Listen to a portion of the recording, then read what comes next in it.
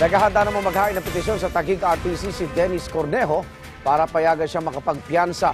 Nasa Camp Crame ngayon si Cornejo at live mula ron ang ating saksing si Ivan Mayrina. Ivan? Yes, Igan, dito sa Temporary Detention Center ng Anti-Transnational Crime Unit ng PNP CIDG. Magpapalipas sa gabi ang modelong si Dennis Cornejo matapos sumuko kaninang hapon.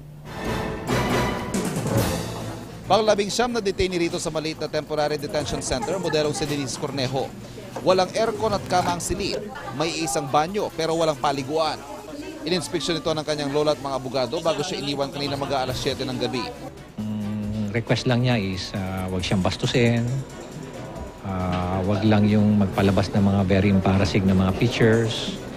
But of course, we want to ensure her safety more than anything because of the threats in her person. Ayon sa lola ni Denise, buo raw ang desisyon ng apo na harapin ang kanyang kaso. Kaya niyang harapin ang lahat kung ano man yan.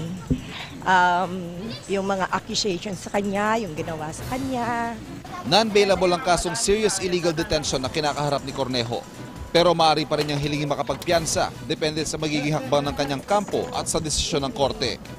Katunayan, bukas sa katakdang dinggin ng petition for bail ng mga kapwa-akusado niyang sina Cedric Lee at Simeon Zimmeraz Palma Jr.